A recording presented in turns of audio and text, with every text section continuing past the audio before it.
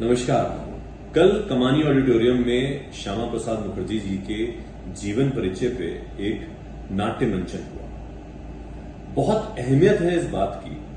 आप सबको ये बात समझनी पड़ेगी कि क्या रोल रहा है इतिहास में श्यामा प्रसाद मुखर्जी का। जो बच्चे किताब पढ़ते हैं, हम सब ने इतिहास एज सब्जेक्ट अपने अपने स्कूलों में पढ़ा है। उन किताबों में जिन लोगों ने हमारे देश पे आक्रमण किया, जिन्होंने देश को तोड़ा, जिन्होंने देश को लूटा या तोड़ने की कोशिश करी, बंटवारा किया, उन सब के बारे में उल्लेख है, एक एक चैप्टर दिया हुआ है।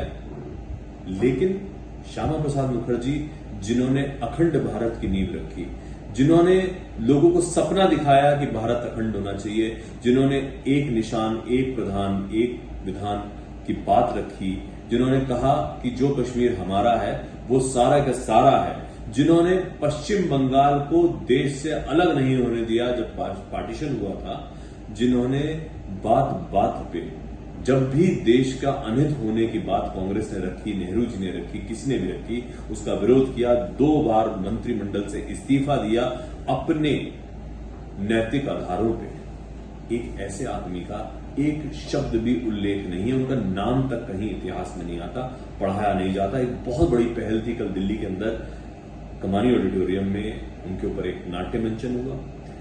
जैसे लोग हैं पंडित दीनदयाल उपाध्याय, डॉक्टर श्यामा प्रसाद मुखर्जी, ऐसे लोगों की जीवनी लोगों को जाननी चाहिए, पहचाननी चाहिए। आज भारत बदल रहा है। इस बदलते भारत में बहुत जरूरी है कि हम उन लोगों को भी पहचानें जो देश को, देश के स्वराज को एक सही दिशा में लेके जाना चाहते थे, जो राष्ट्रवाद की नींव रखना चाहते थे, जिन लोगों ने भारतीय जनता पार्टी की नींव रखी।